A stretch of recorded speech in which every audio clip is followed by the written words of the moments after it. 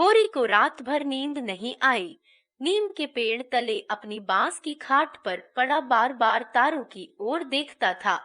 गाय के लिए एक नांद गाड़नी है। बैलों से अलग उसकी नांद रहे तो अच्छा। अभी तो रात को बाहर ही रहेगी, लेकिन चौमासे में उसके लिए कोई दूसरी जगह ठीक करनी होगी। बाहर लोग नजर लगा देते हैं। कभी कभी तो ऐसा टोना टोटका कर देते हैं कि गाय का दूध ही सूख जाता है। थन में हाथ ही नहीं लगाने देती, लात मारती है। नहीं, बाहर बांधना ठीक नहीं। और बाहर नांद भी कौन गाड़ने देगा। कारिंदा साहब नजर के लिए मुंह फुलाएंगे। छोटी छोटी बात के लिए राय साहब के पास फरियाद ले जाना भी उचित नहीं। और कारिंदे के सामने मेरी सुनता कौन है। उनसे कुछ कहूँ तो कारिंदा दुश्मन हो जाए। जल में रहकर मगर से बैर करना लड़कपन है। भीतर ही बांधूंगा। आंगन है तो छोटा सा, लेकिन एक मड़ैया डाल देने से काम चल जाएगा। अभी पहला ही बयान है। 5 सेर से कम क्या दूध देगी। सेर भर तो गोबर ही को चाहिए। रुपया दूध देखकर कैसी ललचाती रहती है। अब पिए जितना चाहे। कभी कभी 2-4 सेर मालिकों को दे आया करूंगा। कारिंदा साहब की पूजा भी करनी ही होगी और भोला के रुपए भी दे देना चाहिए। सगाई के ढकोसले में उसे क्यों डालूं। जो आदमी अपने ऊपर इतना विश्वास करे, उससे दगा करना नीचता है। 80 रुपए की गाय मेरे विश्वास पर दे दी। नहीं, यहाँ तो कोई एक पैसे को नहीं पतियाता। सन में क्या कुछ न मिलेगा। अगर 25 रुपए भी दे दूं तो भोला को ढाढ़स हो जाए। धनिया से नाहक बता दिया। चुपके से गाय लेकर बांध देता तो चकरा जाती। लगती पूछने, किसकी गाय है, कहाँ से लाए हो। खूब दिख करके तब बताता, लेकिन जब पेट में बात पचे भी कभी 2-4 पैसे ऊपर से आ जाते हैं। उनको भी तो नहीं छिपा सकता। और यह अच्छा भी है, उसे घर की चिंता रहती है। अगर उसे मालूम हो जाए कि इनके पास भी पैसे रहते हैं तो फिर नखरे बघारने लगे। गोबर जरा आलसी है। नहीं, मैं गौ की ऐसी सेवा करता की जैसी चाहिए। आलसी वालसी कुछ नहीं है। इस उम्र में कौन आलसी नहीं होता। मैं भी दादा के सामने मटरगश्ती ही किया करता था। बेचारे पहर रात से कुट्टी काटने लगते, कभी द्वार पर झाड़ू लगाते, कभी खेत में खाद फेंकते। मैं पड़ा सोता रहता था। कभी जगा देते तो मैं बिगड़ जाता और घर छोड़कर भाग जाने की धमकी देता था। लड़के जब अपने माँ बाप के सामने भी जिंदगी का थोड़ा सा सुख न भोगेंगे, तो फिर जब अपने सिर पड़ गई तो क्या भोगेंगे। दादा के मरते ही क्या मैंने घर नहीं संभाल लिया। सारा गांव यही कहता था कि होरी घर बर्बाद कर देगा, लेकिन सिर पर बोझ पड़ते ही मैंने ऐसा चोला बदला कि लोग देखते रह गए। शोभा और हीरा अलग ही हो गए। नहीं, आज इस घर की और ही बात होती। 3 हल एक साथ चलते, अब तीनों अलग अलग चलते हैं। बस समय का फेर है। धनिया का क्या दोष था। बेचारी जब से घर में आई कभी तो आराम से न बैठी। डोली से उतरते ही सारा काम सिर पर उठा लिया। अम्मा को पान की तरह फेरती रहती थी। जिसने घर के पीछे अपने को मिटा दिया, देवरानियों से काम करने को कहती थी तो क्या बुरा करती थी। आखिर उसे भी तो कुछ आराम मिलना चाहिए। लेकिन भाग्य में आराम लिखा होता तब तो मिलता।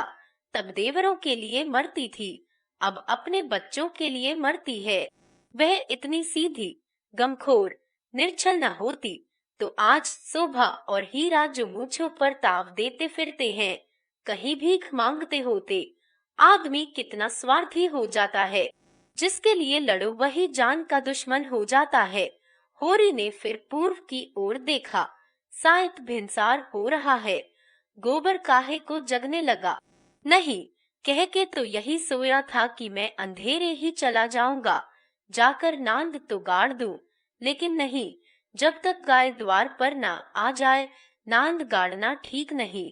कहीं भोला बदल गए या और किसी कारण से गाय ना दी तो सारा गांव तालियां पीटने लगेगा। चले थे गाय लेने। पट्टे ने इतनी फुर्ती से नांद गाड़ दी मानो इसी की कसर थी। भोला है तो अपने घर का मालिक, लेकिन जब लड़के सयाने हो गए तो बाप की कौन चलती है।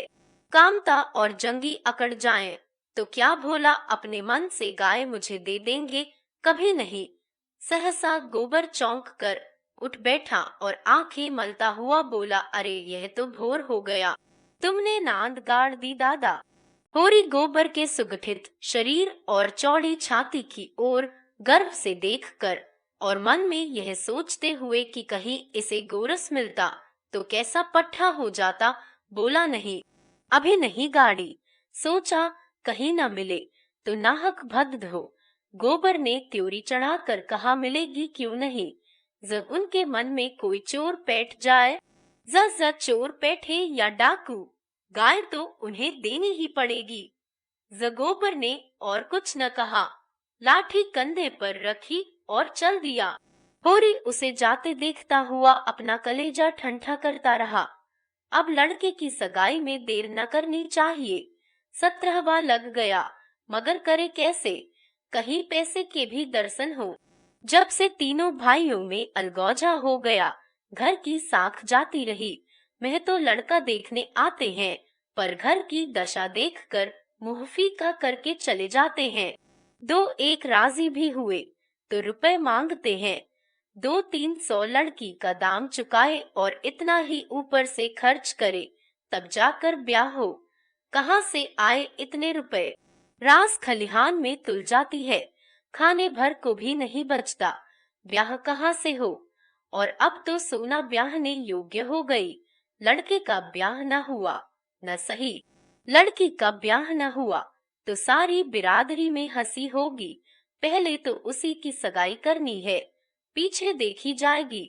एक आदमी ने आकर राम राम किया और पूछा, तुम्हारी कोठी में कुछ बांस होंगे महतो? होरी ने देखा, दमड़ी बंसार सामने खड़ा है, नाटा काला, खूब मोटा, चौड़ा मुंह, बड़ी बड़ी मूछें, लाल आंखें, कमर में बांस काटने की कटार खोसे हुए। साल में 1-2 बार आकर चिके, कुर्सियां, मोड़े, टुकरियां आदि बनाने के लिए कुछ बांस काट ले जाता था। होरी प्रसन्न हो गया, मुट्ठी गर्म होने की कुछ आशा बंधी। चौधरी को ले जाकर अपनी तीनों कोठियां दिखाई, मोल भाव किया और 25 रुपए सैकड़े में 50 बांसों का बयाना ले लिया। फिर दोनों लौटे। होरी ने उसे चिलम पिलाई, जलपान कराया और तब रहस्यमय भाव से बोला, मेरे बांस कभी 30 रुपए से कम में नहीं जाते, लेकिन तुम घर के आदमी हो, तुमसे क्या मोल भाव करता। तुम्हारा वह लड़का जिसकी सगाई हुई थी अभी परदेश से लौटा कि नहीं? चौधरी ने चिलम का दम लगाकर खांसते हुए कहा, उस लौंडे के पीछे तो मर मिटा महतो। जवान बहू घर में बैठी थी और वह बिरादरी की एक दूसरी औरत के साथ परदेश में मौज करने चल दिया। बहू भी दूसरे के साथ निकल गई। बड़ी नाकिस जात है, मैं तो किसी की नहीं होती। कितना समझाया कि तू जो चाहे खा, जो चाहे पहन, मेरी नाक न कटवा, मुदा कौन सुनता है। औरत को भगवान सब कुछ दे, रूप न दे, नहीं वह काबू में नहीं रहती। कोठियां तो बंट गई होंगी। होरी ने आकाश की ओर देखा और मानो उसकी महानता में उड़ता हुआ बोला, सब कुछ बंट गया चौधरी। जिनको लड़कों की तरह पाला पोसा वह अब बराबर के हिस्सेदार हैं, लेकिन भाई का हिस्सा खाने की अपनी नियत नहीं है। इधर तुमसे रुपए मिलेंगे, उधर दोनों भाइयों को बांट दूंगा। 4 दिन की जिंदगी में क्यों किसी से छल कपट करूं? नहीं कह दूं कि 20 रुपए सैकड़े में बेचे हैं तो उन्हें क्या पता लगेगा। तुम उनसे कहने थोड़े ही जाओगे। तुम्हें तो मैंने बराबर अपना भाई समझा है। व्यवहार में हम भाई के अर्थ का कितना ही दुरुपयोग करें, लेकिन उसकी भावना में जो पवित्रता है वह हमारी कालिमा से कभी मलिन नहीं होती। होरी ने अप्रत्यक्ष रूप से यह प्रस्ताव करके चौधरी के मुंह की ओर देखा कि वह स्वीकार करता है या नहीं। उसके मुख पर कुछ ऐसा मिथ्या विनीत भाव प्रकट हुआ जो भिक्षा मांगते समय मोटे भिक्षुकों पर आ जाता है। चौधरी ने होरी का आसन पाकर चाबुक जमाया, हमारा तुम्हारा पुराना भाईचारा है महतो, ऐसी बात है भला। लेकिन बात यह है कि ईमान आदमी बेचता है तो किसी लालच से। 20 रुपए नहीं, मैं 15 रुपए कहूँगा, लेकिन जो 20 रुपए के दाम लो। होरी ने खिसिया कर कहा, तुम तो चौधरी अंधेर करते हो। 20 रुपए में कहीं ऐसे बांस जाते हैं? जैसे क्या? इससे अच्छे बांस जाते हैं 10 रुपए पर। हाँ, 10 कोस और पश्चिम चले जाओ। मोल बांस का नहीं है, शहर के नगीच होने का है। आदमी सोचता है जितनी देर वहां जाने में लगेगी उतनी देर में तो 2-4 रुपए का काम हो जाएगा। सौदा पट गया। चौधरी ने मिर्जई उतार कर छान पर रख दी और बांस काटने लगा। ऊख की सिंचाई हो रही थी। हीरा बहू कलेवा लेकर कुएं पर जा रही थी। चौधरी को बांस काटते देखकर घूंघट के अंदर से बोली, कौन बांस काटता है? यहाँ बांस न कटेंगे। चौधरी ने हाथ रोक कर कहा, बांस मोल लिए हैं 15 रुपए, सैकड़े का बयाना हुआ है, सेंत में नहीं काट रहे हैं। हीरा बहू अपने घर की मालकिन थी। उसी के विद्रोह से भाइयों में अलगौजा हुआ था। धनिया को परास्त करके शेर हो गई थी। हीरा कभी कभी उसे पीटता था। अभी हाल में इतना मारा था कि वह कई दिन तक खाट से न उठ सकी, लेकिन अपनी पदाधिकार वह किसी तरह न छोड़ती थी। हीरा क्रोध में उसे मारता था, लेकिन चलता था उसी के इशारों पर, उस घोड़े की भांति जो कभी कभी स्वामी को लात मारकर भी उसी के आसन के नीचे चलता है। कलेवे की टोकरी सिर से उतारकर बोली, 15 रुपए में हमारे बांस न जाएंगे। चौधरी औरत जात से इस विषय में बातचीत करना नीति विरुद्ध समझते थे। बोले, जाकर अपने आदमी को भेज दे, जो कुछ कहना हो आकर कहे। हीरा बहू का नाम था पुन्नी। बच्चे 2 ही हुए थे, लेकिन ढल गई थी। बनाव सिंगार से समय के आघात का शमन करना चाहती थी, लेकिन गृहस्थी में भोजन ही का ठिकाना न था। सिंगार के लिए पैसे कहाँ से आते? इस अभाव और विवशता ने उसकी प्रकृति का जल सुखाकर कठोर और शुष्क बना दिया था, जिस पर एक बार फावड़ा भी उचट जाता था। समीप आकर चौधरी का हाथ पकड़ने की चेष्टा करती हुई बोली, आदमी को क्यों भेज दूं? जो कुछ कहना हो मुझसे कहो ना, मैंने कह दिया मेरे बांस न कटेंगे। चौधरी हाथ छुड़ाता था और पुन्नी बार बार पकड़ लेती थी। 1 मिनट तक यही हाथापाई होती रही। अंत में चौधरी ने उसे जोर से पीछे ढकेल दिया। पुन्नी धक्का खाकर गिर पड़ी, मगर फिर संभली और पांव से तल्ली निकालकर चौधरी के सिर, मुंह, पीठ पर अंधाधुंध जमाने लगी। बंसोर होकर उसे ढकेल दे। उसका यह अपमान अमारती जाती थी और रोती भी जाती थी। चौधरी उसे धक्का देकर नारी जाति पर बल का प्रयोग करके गच्चा खा चुका था। खड़े खड़े मार खाने के सिवा इस संकट से बचने की उसके पास और कोई दवा न थी। पुन्नी का रोना सुनकर होरी भी दौड़ा हुआ आया।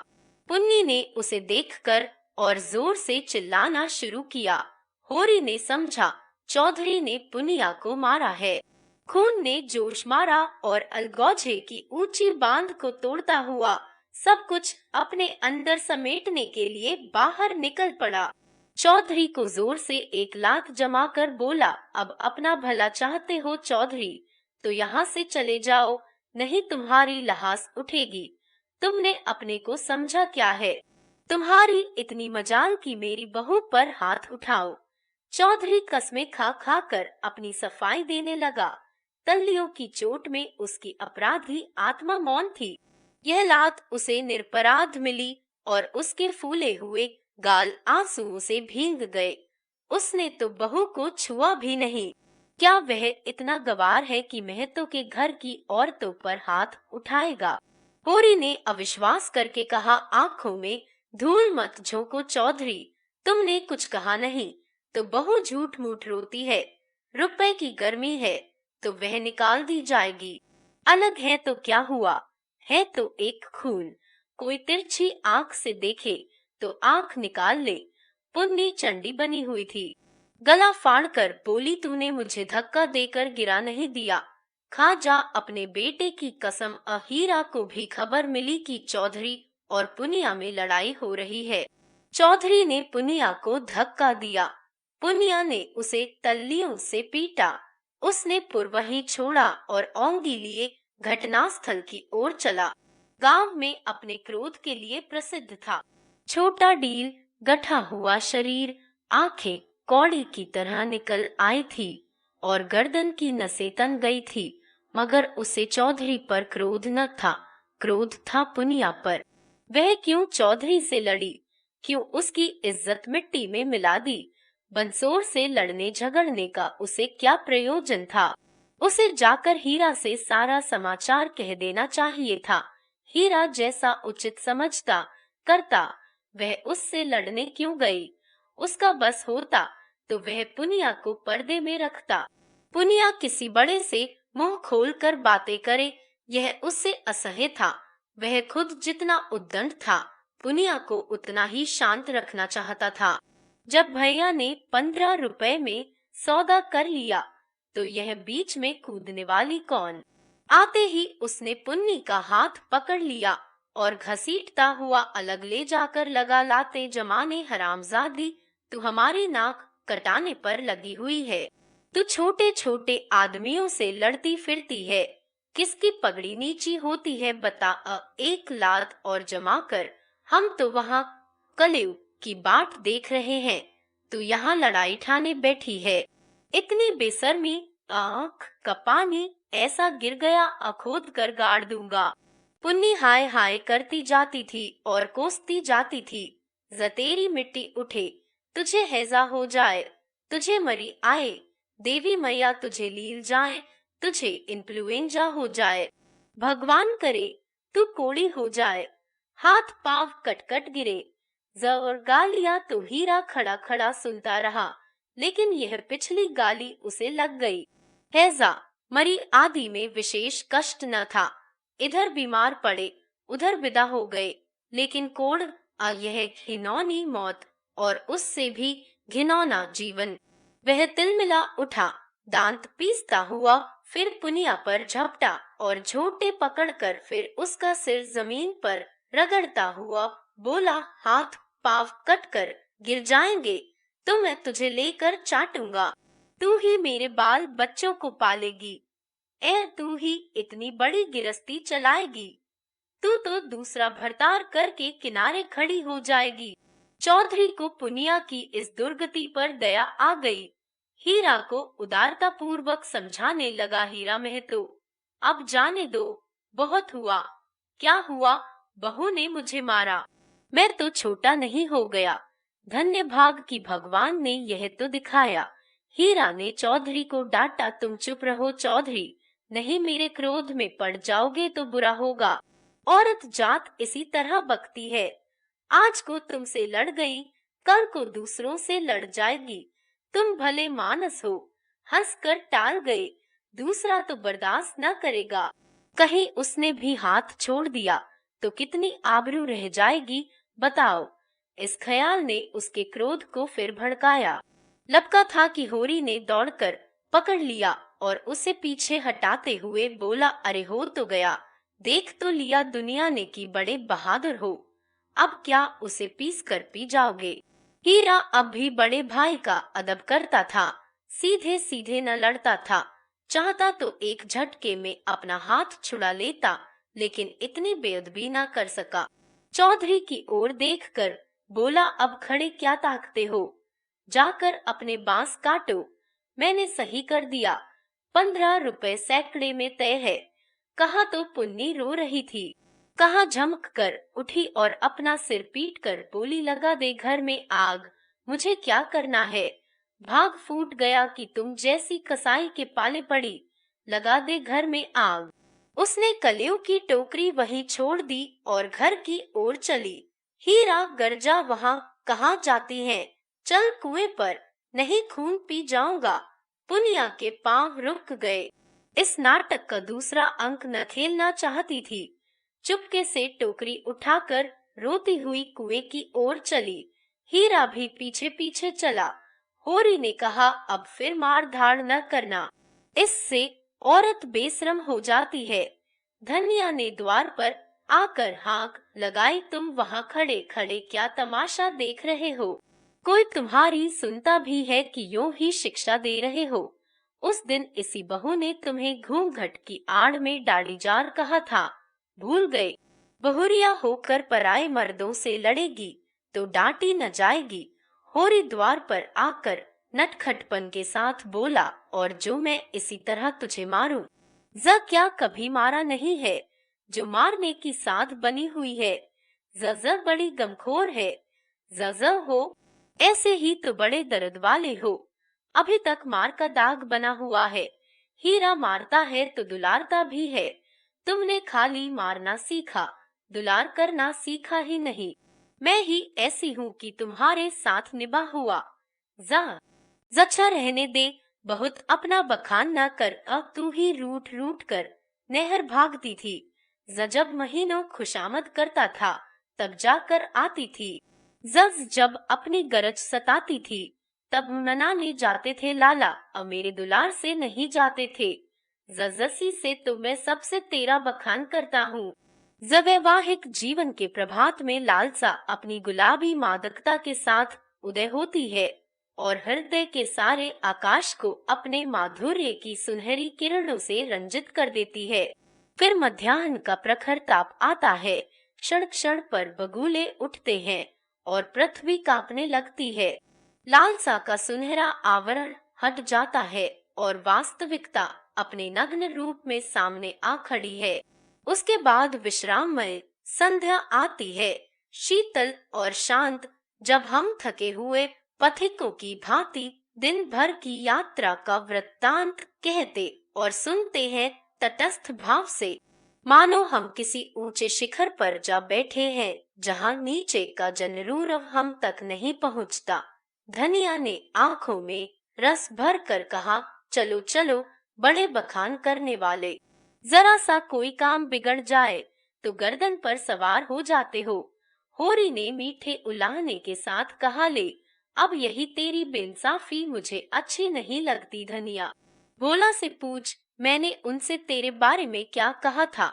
धनिया ने बात बदल कर कहा, देखो गोबर गाय लेकर आता है कि खाली हाथ? चौधरी ने पसीने में लथपथ आकर कहा, महतो चलकर बांस गिन लो, कल ठेला लाकर उठा ले जाऊंगा। होरी ने बांस गिनने की जरूरत न समझी, चौधरी ऐसा आदमी नहीं है, फिर एकाध बांस बेसी ही काट लेगा तो क्या? रोज ही तो मंगनी बांस कटते रहते हैं। सहालगों में तो मंडप बनाने के लिए लोग दर्जनों बांस काट ले जाते हैं। चौधरी ने 7.5 रुपए निकाल कर उसके हाथ में रख दिए। होरी ने गिनकर कहा, और निकालो, हिसाब से 2.5 और होते हैं। चौधरी ने बिमुरावती से कहा, 15 रुपए में तय हुए हैं कि नहीं? 15 रुपए में नहीं, 20 रुपए में। जरे सामने 15 रुपए कहे थे, कहो तो बुला लाओ। तय तो 20 रुपए में ही हुए थे। चौधरी अब तुम्हारी जीत है, जो चाहो कहो। 2.5 रुपए निकलते हैं, तुम 2 ही दे दो। मगर चौधरी कच्ची गोलियां न खेला था, अब उसे किसका डर? होरी के मुंह में तो ताला पड़ा हुआ था, क्या कहे, माथा ठोक कर रह गया। बस इतना बोला, यह अच्छी बात नहीं है चौधरी, 2 रुपए दबाकर राजा न हो जाओगे? चौधरी तीक्ष्ण स्वर में बोला, और तुम क्या भाइयों के थोड़े से पैसे दबाकर राजा हो जाओगे? 2.5 रुपए पर अपना ईमान बिगाड़ रहे थे, उस पर मुझे उपदेश देते हो? अभी पर्दा खोल दूं तो सिर नीचा हो जाए। होरी पर जैसे सैकड़ों जूते पड़ गए। चौधरी तो रुपए सामने जमीन पर रख कर चला गया, पर वह नीम के नीचे बैठा बड़ी देर तक पछताता रहा। वह कितना लोभी और स्वार्थी, इसका उसे आज पता चला। चौधरी ने 2.5 रुपए दे दिए होते तो वह खुशी से कितना फूल उठता। अपनी चालाकी को सराहता कि बैठे बैठाए 2.5 रुपए मिल गए। ठोकर खाकर ही तो हम सावधानी के साथ पग उठाते हैं। धनिया अंदर चली गई थी। बाहर आई तो रुपए जमीन पर पड़े देखे, गिनकर बोली, और रुपए क्या हुए? 10 न चाहिए। होरी ने लंबा मुंह बनाकर कहा, हीरा ने 15 रुपए में दे दिए तो मैं क्या करता? जहीरा 5 रुपए में दे दे, हम नहीं देते इन दामों। बीच में क्या बोलता? जहोरी ने अपनी पराजय अपने मन में ही डाल ली, जैसे कोई चोरी से आम तोड़ने के लिए पेड़ पर चढ़े और गिर पड़ने पर धूल झाड़ता हुआ उठ खड़ा हो कि कोई देख न ले। जीतकर आप अपनी धोखेबाजियों की डींग मार सकते हैं। जीत से सब कुछ माफ है। हार की लज्जा तो पी जाने की ही वस्तु है। धनिया पति को फटकारने लगी। ऐसे सुअवसर उसे बहुत कम मिलते थे। होरी उससे चतुर था, पर आज बाजी धनिया के हाथ थी। हाथ मटका कर बोली, क्यों न हो, भाई ने 15 रुपए कह दिए तो तुम कैसे टोकते? अरे राम राम, लाडले भाई का दिल छोटा हो जाता कि नहीं? फिर जब इतना बड़ा अनर्थ हो रहा था कि लाडली बहू के गले पर छुरी चल रही थी, तो भला तुम कैसे बोलते? उस बखत कोई तुम्हारा सरबस लूट लेता तो भी तुम्हें सुध न होती। होरी चुपचाप सुनता रहा, मिनका तक नहीं। झुंझलाहट हुई, क्रोध आया, खून खौला, आंख जली, दांत पिसे, लेकिन बोला नहीं। चुपके से कुदाल उठाई और ऊख गोड़ने चला। धनिया ने कुदाल छीनकर कहा, क्या अभी सवेरा है जो ऊख गोड़ने चले? सूरज देवता माथे पर आ गए, नहाने धोने जाओ, रोटी तैयार है। होरी ने घुन्ना कर कहा, मुझे भूख नहीं है। धनिया ने जले पर नून छिड़का, काहे को भूख लगेगी, भाई ने बड़े बड़े लड्डू खिला दिए हैं ना, भगवान ऐसे सपूत भाई सबको दे।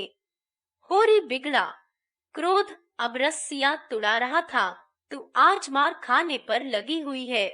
धनिया ने नकली विनय का नाटक करके कहा, क्या करूं, तुम दुलार ही इतना करते हो कि मेरा सिर फिर गया है। जतू घर में रहने देगी कि नहीं? जरा मालिक तुम, मैं भला कौन होती हूँ तुम्हें घर से निकालने वाली? जहोरी आज धनिया से किसी तरह पेश नहीं पा सकता। उसकी अक्ल जैसे कुंद हो गई है। इन व्यंग्य बाणों के रोकने के लिए उसके पास कोई ढाल नहीं है। धीरे से कुदाल रख दी और गमछा लेकर नहाने चला गया। लौटा कोई आध घंटे में, मगर गोबर अभी तक न आया था।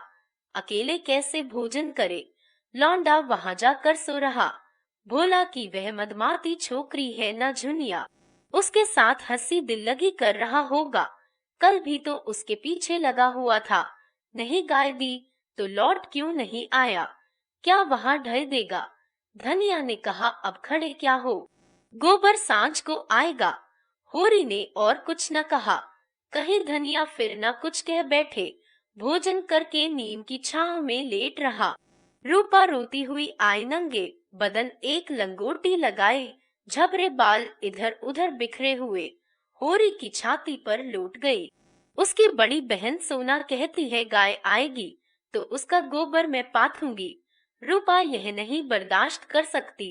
सोना ऐसी कहा कि बड़ी रानी है कि सारा गोबर आप पाथ डाले। रूपा उससे किस बात में कम है? सोना रोटी पकाती है तो क्या रूपा बर्तन नहीं मांजती? सोना पानी लाती है तो क्या रूपा कुएं पर रस्सी नहीं ले जाती? सोना तो कलसा भर कर इठलाती चली आती है, रस्सी समेट कर रूपा ही लाती है। गोबर दोनों साथ पाथती हैं। सोना खेत गोड़ने जाती है तो क्या रूपा बकरी चराने नहीं जाती? फिर सोना क्यों अकेली गोबर पाथेगी? यह अन्याय रूपा कैसे सहे? होरी ने उसके भोलेपन पर मुग्ध होकर कहा, नहीं, गाय का गोबर तू पाथना, सोना गाय के पास जाए तो भगा देना। रूपा ने पिता के गले में हाथ डालकर कहा, दूध भी मैं ही दुहूंगी। जहाँ हाँ, तू ना दुहेगी तो और कौन दुहेगा? जज वह मेरी गाय होगी। ज सोल हो आने तेरी। रूपा प्रसन्न होकर अपनी विजय का शुभ समाचार पराजिता सोना को सुनाने चली गई। गाय मेरी होगी, उसका दूध मैं दुहूंगी, उसका गोबर मैं पाथूंगी, तुझे कुछ न मिलेगा। सोना उम्र से किशोरी, देह के गठन में युवती और बुद्धि से बालिका थी। जैसे उसका यौवन उसे आगे खींचता था, बालपन पीछे।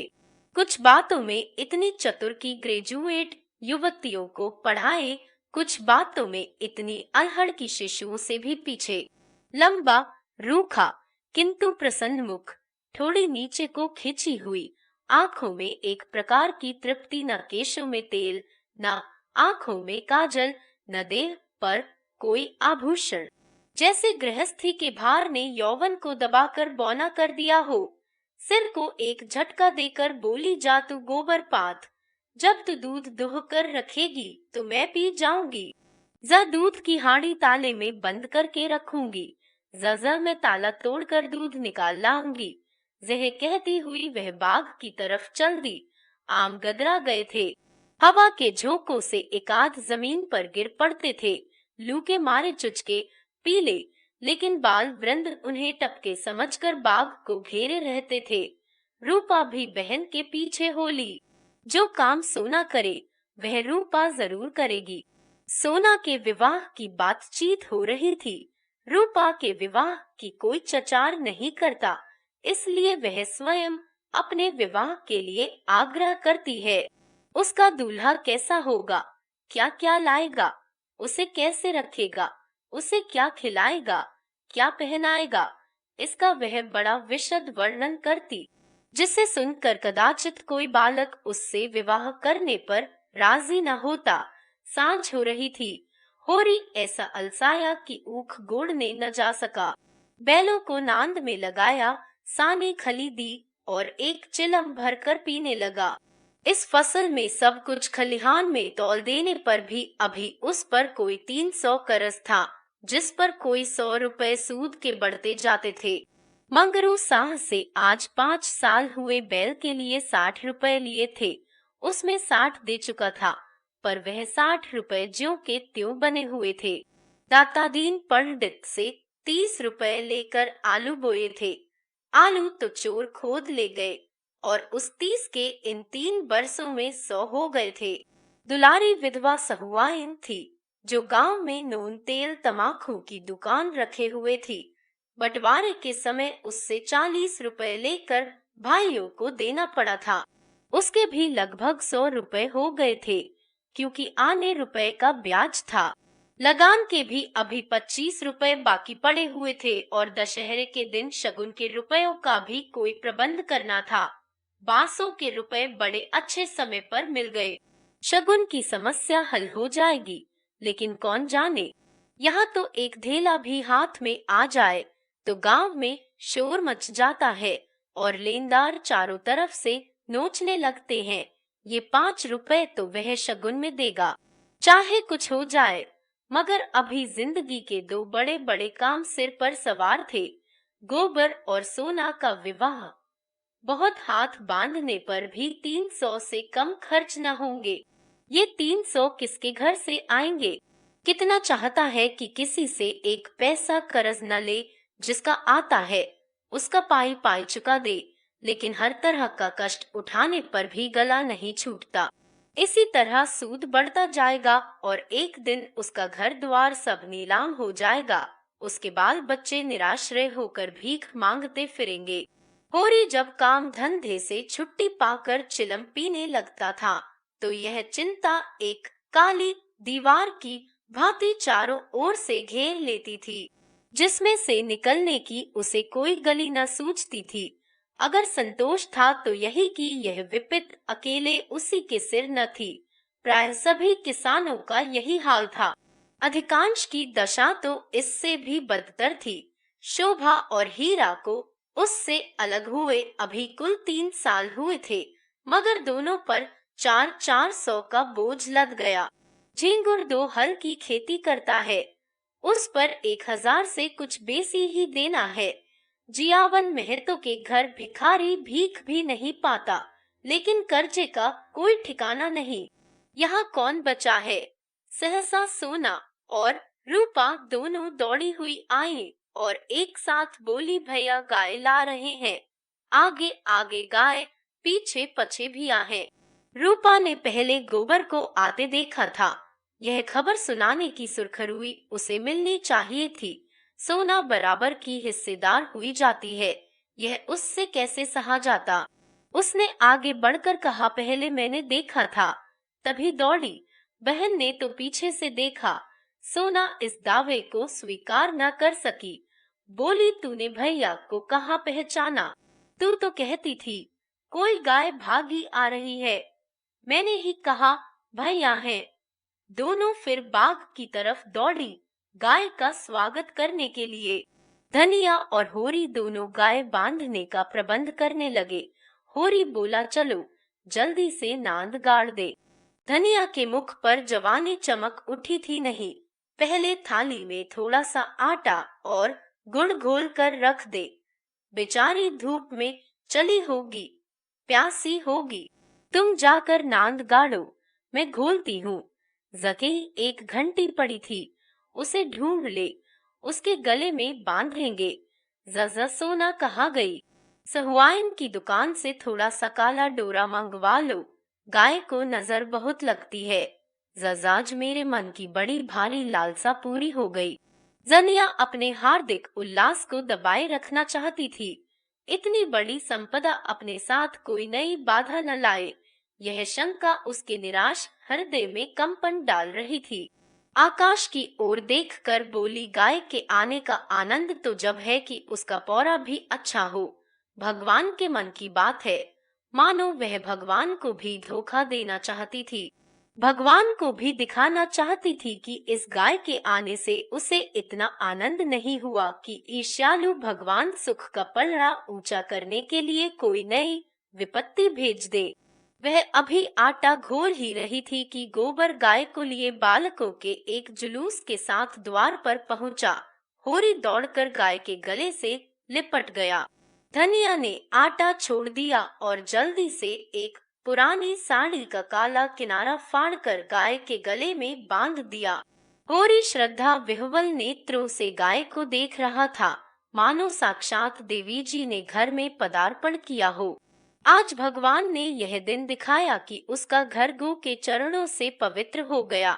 यह सौभाग्य न जाने किसके पुण्य प्रताप से। धनिया ने भयातुर होकर कहा, खड़े क्या हो, आंगन में नांद गाड़ दो। आंगन में जगह कहाँ है? बहुत जगह है। जजा, मैं तो बाहर ही गाड़ता हूँ। जजा, पागल न बनो, गांव का हाल जानकर भी अनजान बनते हो।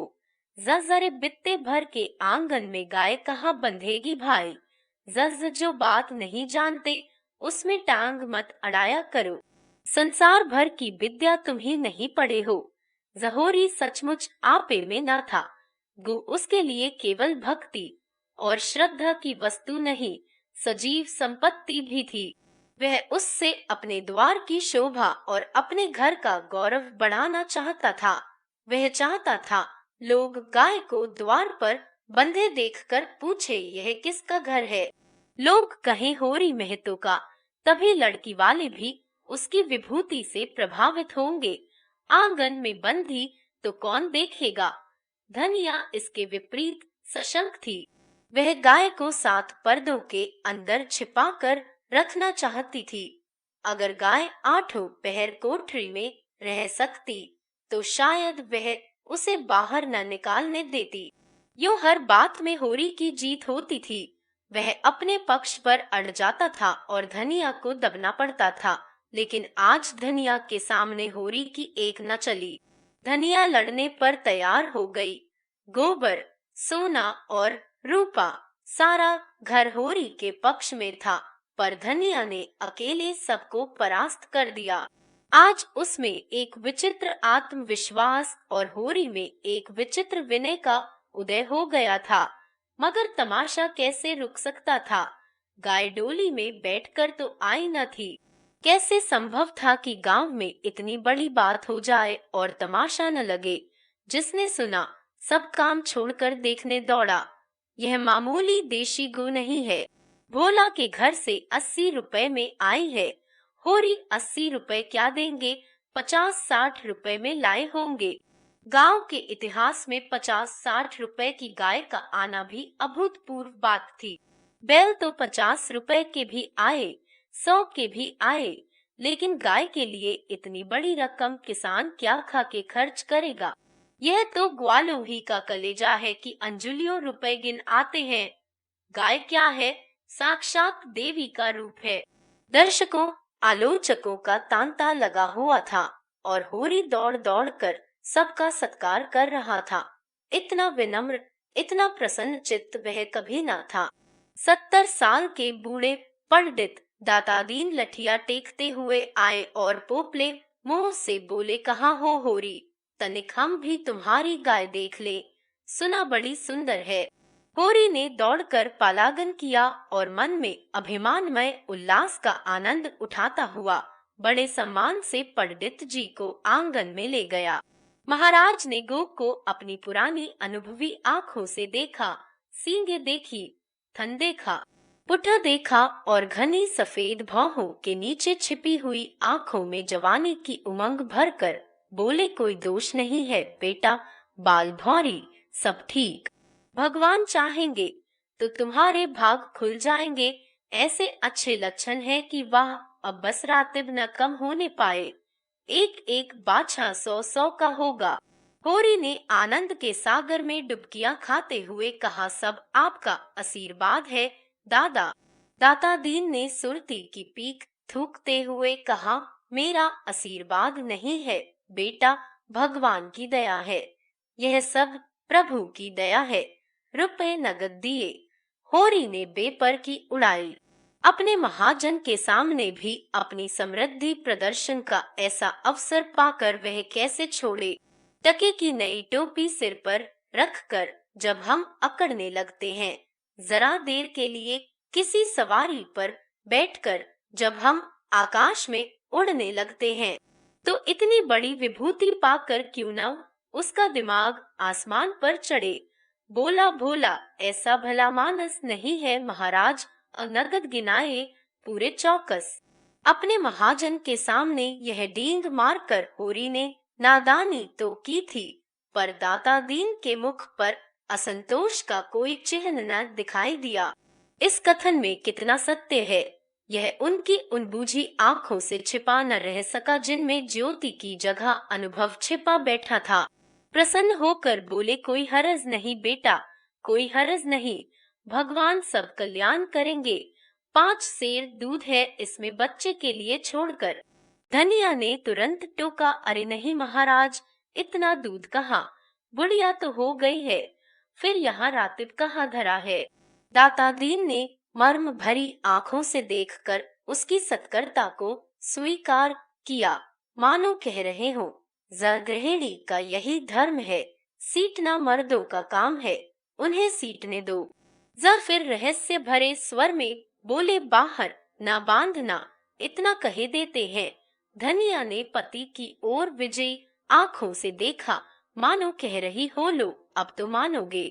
दाता दीन से बोली, नहीं महाराज, बाहर क्या बांधेंगे, भगवान दे तो इसी आंगन में 3 गायें और बंध सकती हैं।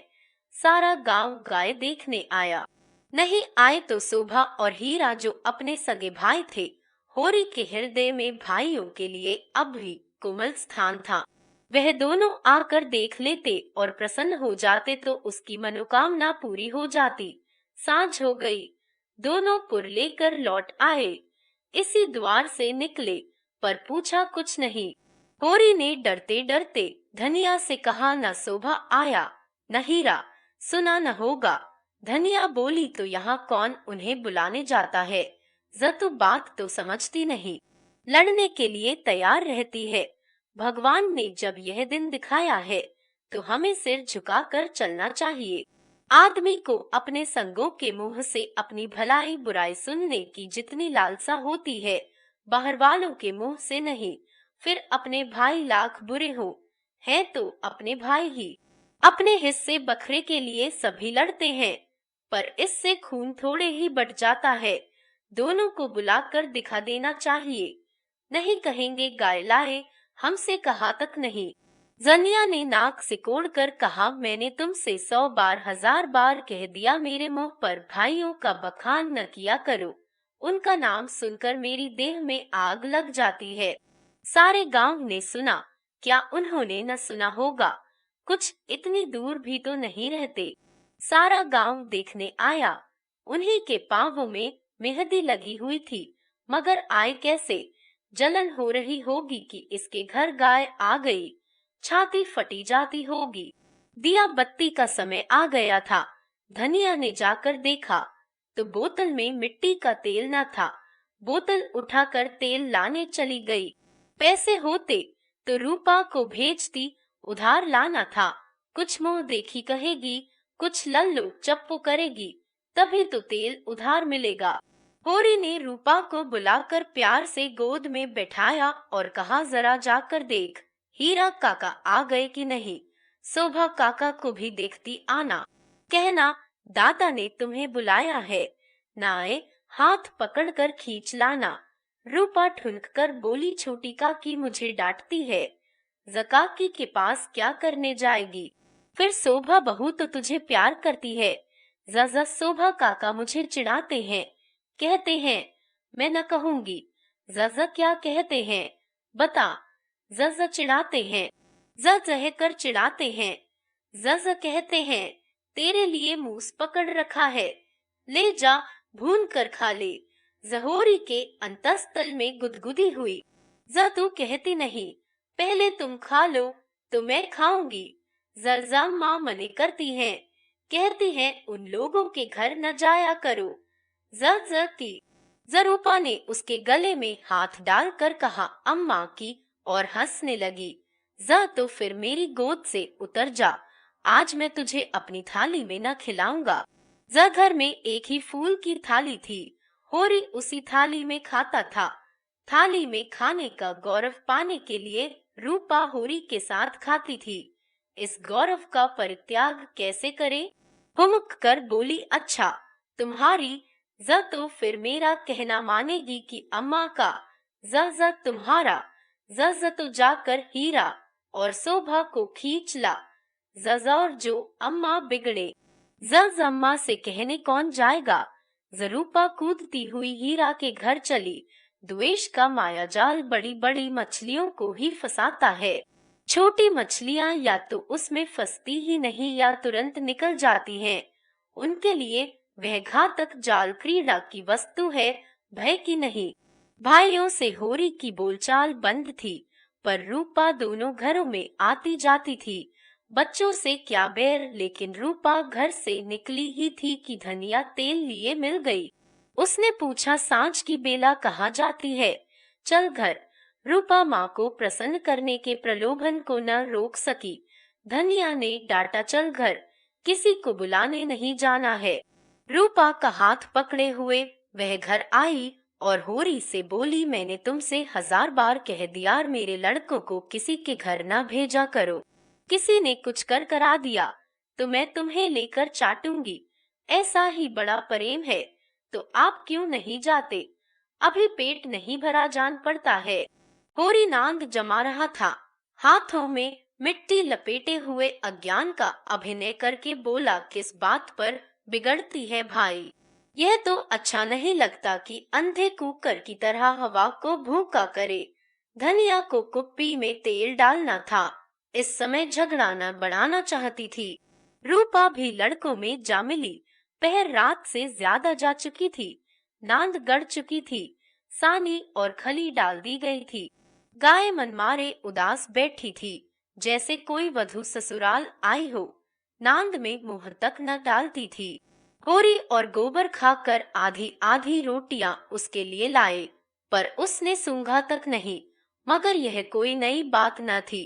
जानवरों को भी बहुधा घर छूट जाने का दुख होता है। होरी बाहर खाट पर बैठकर चिलम पीने लगा तो फिर भाइयों की याद आई। नहीं, आज इस शुभ अवसर पर वह भाइयों की उपेक्षा नहीं कर सकता। उसका हृदय वह विभूति पाकर विशाल हो गया था। भाइयों से अलग हो गया है तो क्या हुआ? उनका दुश्मन तो नहीं है। यही गाय 3 साल पहले आई होती तो सभी का उस पर बराबर अधिकार होता, और कल को यही गाय दूध देने लगेगी तो क्या वह भाइयों के घर दूध न भेजेगा या दही न भेजेगा?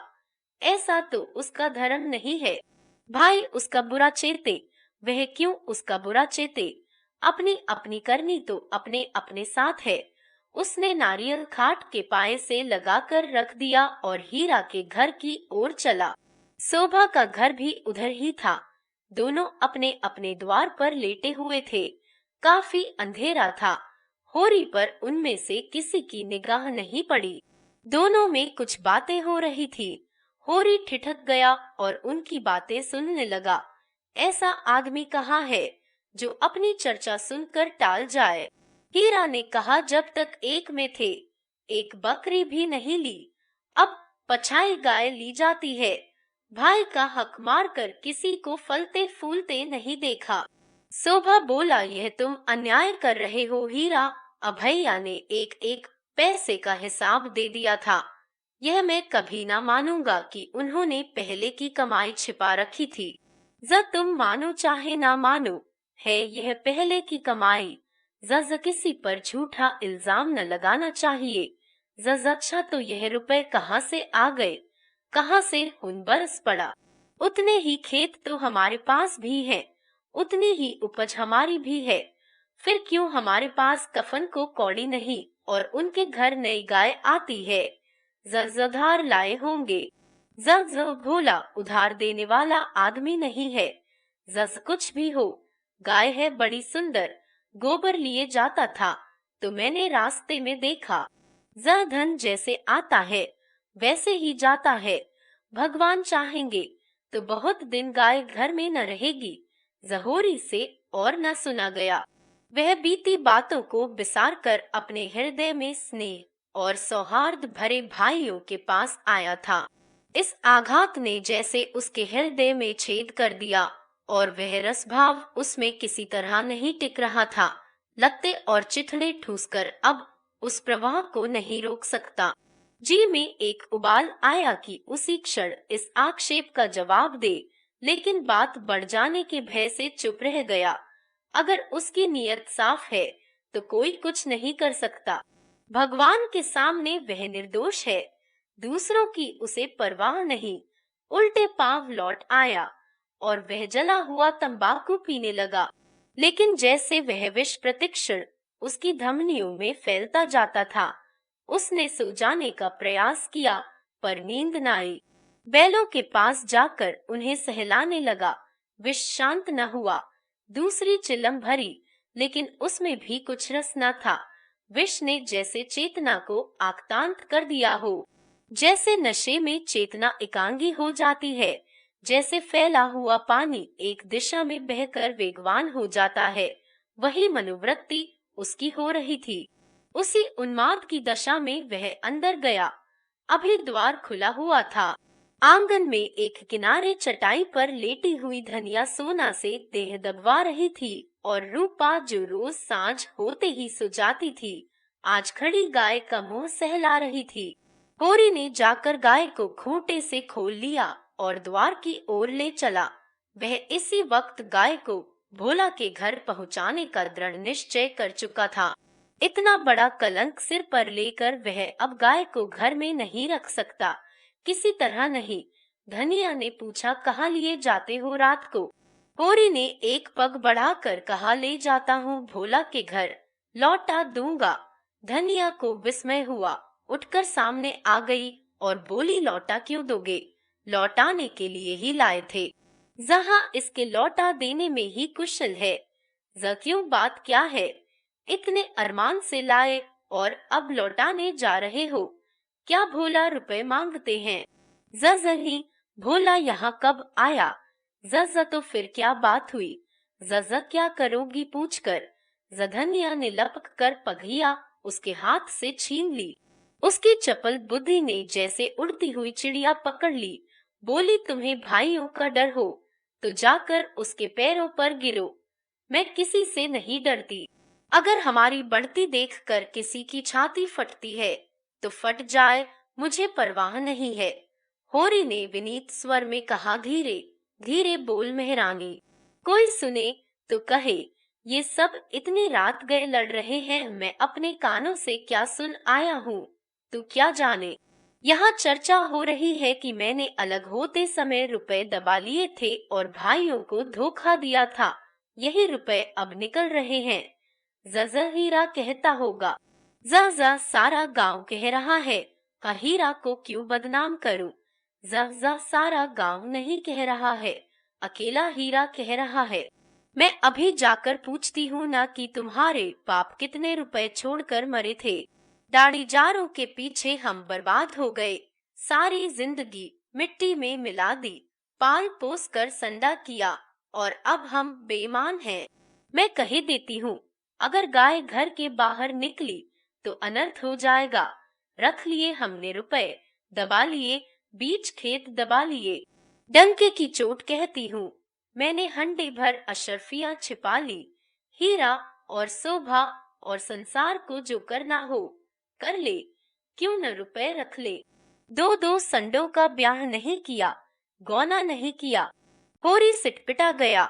धनिया ने उसके हाथ से पघिया छीन ली और गाय को खूंटे से बांधकर द्वार की ओर चली। होरी ने उसे पकड़ना चाहा, पर वह बाहर जा चुकी थी। वहीं सिर थाम कर बैठ गया। बाहर उसे पकड़ने की चेष्टा करके वह कोई नाटक नहीं दिखाना चाहता था। धनिया के क्रोध को खूब जानता था। बिगड़ती है तो चंडी बन जाती है, मारो काटो, सुनेगी नहीं। लेकिन हीरा भी तो एक ही गुस्सेवर है, कहीं हाथ चला दे तो परलय ही हो जाए। नहीं, हीरा इतना मूर्ख नहीं है। मैंने कहां से कहां यह आग लगा दी। उसे अपने आप पर क्रोध आने लगा। बात मन में रख लेता तो क्यों यह टंटा खड़ा होता। सहसा धनिया का ककर्ष स्वर कान में आया। हीरा की गरज भी सुन पड़ी। फिर पुन्नी की पैनी पीक भी कानों में चुभी। सहसा उसे गोबर की याद आई। बाहर लपक कर उसकी खाट देखी, गोबर वहां न था। गजब हो गया, अगोबर भी वहां पहुंच गया। अब कुशल नहीं, उसका नया खून है, न जाने क्या कर बैठे। लेकिन होरी वहां कैसे जाए? हीरा कहेगा, आप बोलते नहीं, जाकर इस डाइन को लड़ने के लिए भेज दिया। कोलाहल प्रतिक्षण प्रचंड होता जाता था। सारे गांव में जाग पड़ गई। मालूम होता था कहीं आग लग गई है और लोग खाट से उठ उठ बुझाने दौड़े जा रहे हैं। इतनी देर तक तो वह जब्त किए बैठा रहा, फिर न रह गया। धनिया पर क्रोध आया। वह क्यों चढ़कर लड़ने गई? अपने घर में आदमी न जाने किसको क्या कहता है, जब तक कोई मुंह पर बात न कहे। यही समझना चाहिए कि उसने कुछ नहीं कहा।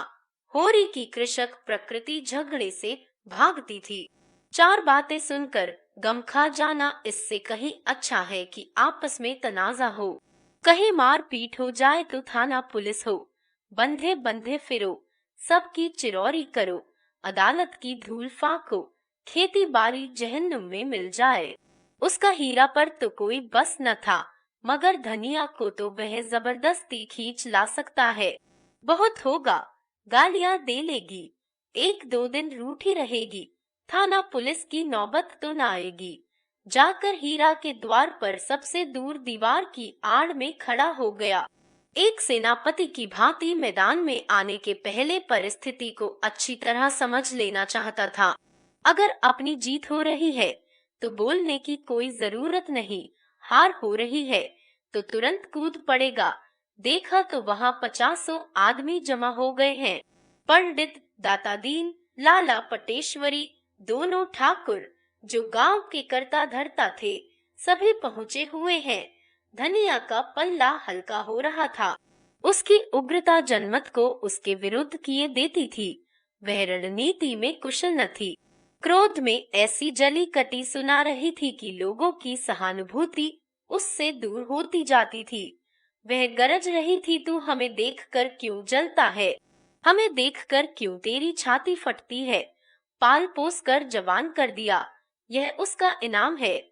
हमने न पाला होता तो आज कहीं भीख मांगते होते, रूख की छाह भी न मिलती। होरी को ये शब्द जरूरत से ज्यादा कठोर जान पड़े। भाइयों का पालना पोसना तो उसका धर्म था, उनके हिस्से की जायदाद तो उसके हाथ में थी। कैसे न पालता पोसता, दुनिया में कहीं मुंह दिखाने लायक रहता। हीरा ने जवाब दिया, हम किसी का कुछ नहीं जानते। तेरे घर में कुत्तों की तरह एक टुकड़ा खाते थे और दिन भर काम करते थे। जाना ही नहीं कि लड़कपन और जवानी कैसी होती है। दिन दिन भर सूखा गोबर बीना करते थे, उस पर भी तू बिना 10 गाली दिए रोटी न देती थी। तेरी जैसी राक्षसिन के हाथ में पड़कर जिंदगी तलक हो गई। धनिया और भी तेज हुई, जबान संभाल, नहीं जीभ खींच लूंगी। राक्षसिन तेरी औरत होगी, तू है किस फेर में मूली काटे, टुकड़े खोर, नमक हराम। दाता दीन ने टोका, इतना कटु वचन क्यों कहती है धनिया। नारी का धर्म है कि गम खाए, वह तो उजड्डा है, क्यों उसके मुंह लगती है। लाला पटेश्वरी पटवारी ने उसका समर्थन किया, बात का जवाब बात है, गाली नहीं। तूने लड़कपन में उसे पाला पोसा, लेकिन यह क्यों भूल जाती है कि उसकी जायदाद तेरे हाथ में थी। धनिया ने समझा, सब के सब मिलकर मुझे नीचा दिखाना चाहते हैं। चौमुख लड़ाई लड़ने के लिए तैयार हो गई। अच्छा, रहने दो लाला, अब मैं सबको पहचानती हूँ। इस गांव में रहते 20 साल हो गए, एक एक की नस नस पहचानती हूँ। मैं गाली दे रही हूँ, वह फूल बरसा रहा है। क्यों? दुलारी सहुआइन ने आग पर घी डाला, बाकी बड़ी गाल दराज औरत है भाई, वह मर्द के मुंह लगती है। होरी ही जैसा मर्द है कि इसका निबाह होता है, दूसरा मर्द होता तो एक दिन न पटती। अगर हीरा इस समय जरा नर्म हो जाता तो उसकी जीत हो जाती, लेकिन ये गालियां सुनकर आपे से बाहर हो गया। औरों को अपने पक्ष में देखकर वह कुछ शेर हो रहा था। गला फाड़कर बोला, चली जा मेरे द्वार से, नहीं जूतों से बात करूंगा, झोटा पकड़कर उखाड़ लूंगा। गाली देती है डायन, अब बेटे का घमंड हो गया है। खून पांसा पलट गया, होरी का खून खौल उठा, बारूद में जैसे चिंगारी पड़ गई हो। आगे आकर बोला, अच्छा बस, अब चुप हो जाओ हीरा, अब नहीं सुना जाता। मैं इस औरत को क्या कहूँ, जब मेरी पीठ में धूल लगती है तो इसी के कारण, न जाने क्यों इससे चुप नहीं रहा जाता। चारों ओर से हीरा पर बौछार पड़ने लगी। दाता दीन ने निर्लज्ज कहा, पटेश्वरी ने गुंडा बनाया, झिंगुरी सिंह ने शैतान की उपाधि दी, दुलारी सहुआइन ने कपूत कहा। एक उद्दंड शब्द ने धनिया का पल्ला हल्का कर दिया था, दूसरे उग्र शब्द ने हीरा को गच्चे में डाल दिया। उस पर होरी के संयत वाक्य ने रही सही कसर भी पूरी कर दी। हीरा संभल गया, सारा गांव उसके विरुद्ध हो गया। अब चुप रहने में ही उसकी कुशल है। क्रोध के नशे में भी इतना होश उसे बाकी था। धनिया का कलेजा दूना हो गया। होरी से बोली, सुन लो कान खोल के, भाइयों के लिए मरते रहते हो। ये भाई हैं, ऐसे भाई का मुंह न देखे, यह मुझे जूतों से मारेगा, खिला पिला। होरी ने डांटा, फिर क्यों बक बक करने लगी, तू घर क्यों नहीं जाती। धनिया जमीन पर बैठ गई और आर्त स्वर में बोली, अब तो इसके जूते खा के जाऊंगी, जरा इसकी मर्दूमी देख लूं, कहाँ है गोबर, अब किस दिन काम आएगा। तू देख रहा है बेटा, तेरी माँ को जूते मारे जा रहे हैं। यूं विलाप करके उसने अपने क्रोध के साथ होरी के क्रोध को भी क्रियाशील बना डाला। आग को फूंक फूंक कर उसमें ज्वाला पैदा कर दी। हीरा पराजित सा पीछे हट गया। पुन्नी उसका हाथ पकड़कर घर की ओर खींच रही थी। सहसा धनिया ने सिंघनी की भांति झपटकर हीरा को इतने जोर से धक्का दिया कि वह धम से गिर पड़ा और बोली, कहाँ जाता है, जूते मार, मार जूते, देखूं तेरी मर्दूमी। होरी ने दौड़कर उसका हाथ पकड़ लिया और घसीटता हुआ घर ले चला।